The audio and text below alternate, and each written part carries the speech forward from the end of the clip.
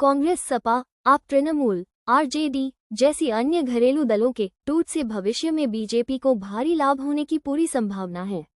राघव चड्ढा के आप से निकलना भविष्य में बहुत लाभ होने वाला है।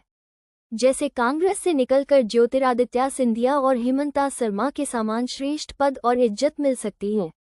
कांग्रेस और आप पार्टी से जो भी निकलकर अपना भाग्य आजमाना चाहेगा उसका साथ बीजेपी देगी।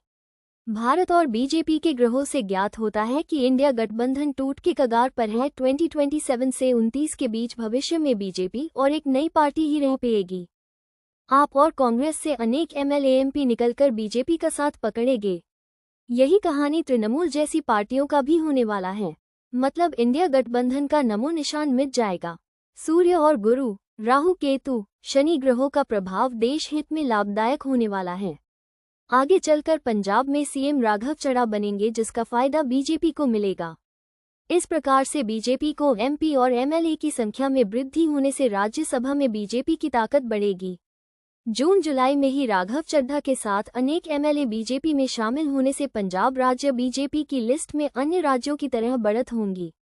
भविष्य में बीजेपी की शक्ति बढ़ेगी, वहीं केंद्र में इंडिया गठबंधन की शाख कमजोर होंगी, जिससे छोटे छोटे दलों की कमी होने से केंद्रीय सरकार जनता के लिए अच्छी तरह से अपने कार्यक्रमों को पूरा कर सकेगी। धीरे धीरे दक्षिण भारत और उत्तर भारत के राज्यों में भी बीजेपी की घुसपैठ से विश्व भर में बीजेपी की ताकत बढ़ेगी।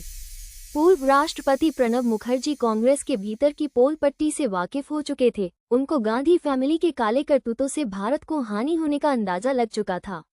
इंदिरा गांधी से लेकर सोनिया गांधी तक सब भारत के हिंदुओं के धर्म के खिलाफ चक्रव्यूह रच रहे थे। सब कुछ जानते हुए भी अनजान बनकर गांधी परिवार से दुश्मनी नहीं लेना चाहते थे।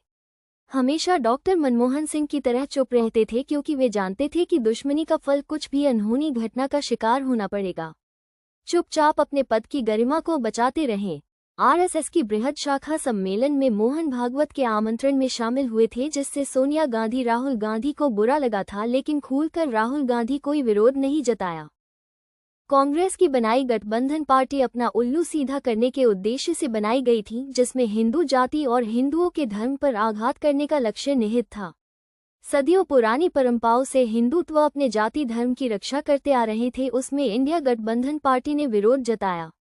हिंदू विहीन राष्ट्र करने की साजिश पहले कांग्रेस, जनता दल, तृणमूल, फिर आप आदि पार्टियों ने अनेक षड्यंत्र से का आधा शम पे बड़ी ई की मात्रा र और संभल की तर्ज पर हिंदू विहीन राज्य बनाने की हर कोशिश होती रही।